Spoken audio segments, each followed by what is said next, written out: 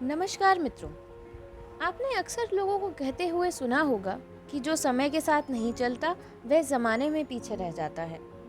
इसी गति पर पर्सनालिटी डेवलपमेंट की इस श्रृंखला ऊर्जा में मैं विमर्श प्रस्तुत करने जा रही हूँ। जीवन की गति का महत्व हर युग में रहा है, किंतु आज के दौर में इस गतिशीलता का अत्यधिक महत्व है। यदि आप गतिशील अथवा क्रियाशील नहीं हैं तो आप पीछे रह जाएंगे। लेकिन यदि गति बढ़ जाए तो क्या होगा?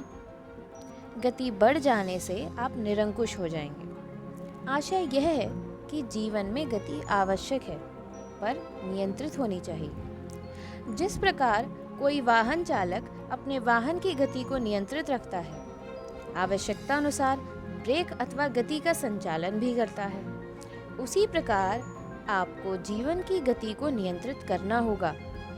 इसीलिए आत्मनियंत्रण अथवा मन को नियंत्रित करने की भी आवश्यकता है।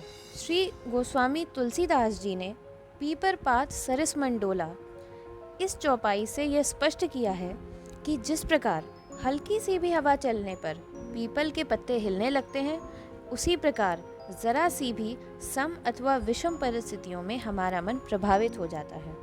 इस प्रभाव से हम सकारात्मक व नकारात्मक के भावों को भूल जाते हैं, और यह भेद ना कर पाना ही मन का आत्मनियंत्रण होता है।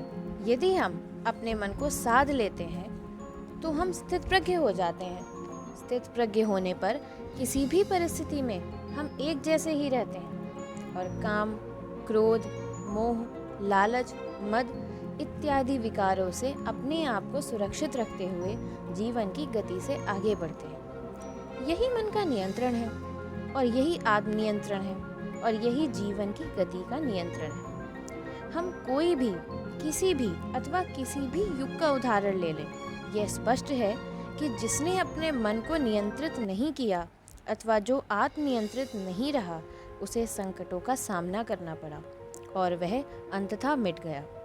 सतयुग का हिरण्यकश्यपु, त्रेता का रावण एवं द्वापर का दुर्योधन क्यों न हो, ये सब महान आत्मबल के स्वामी होने के बाद भी अंततः मारे गए, क्योंकि इनका अपने मन पर कोई नियंत्रण नहीं था। ये सब निरंकुश थे। स्पष्ट है कि आत्मनियंत्रण न होने पर व्यक्ति अहंकार के घोड़े पर सवार होकर गैर विधिक कार्य करने लगता है।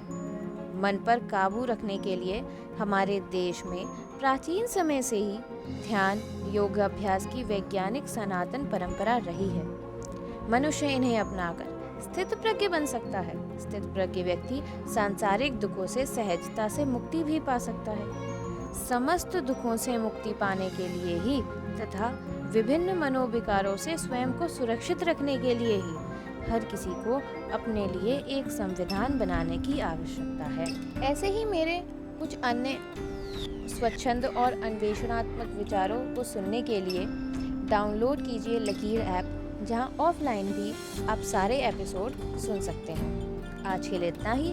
धन्यवाद।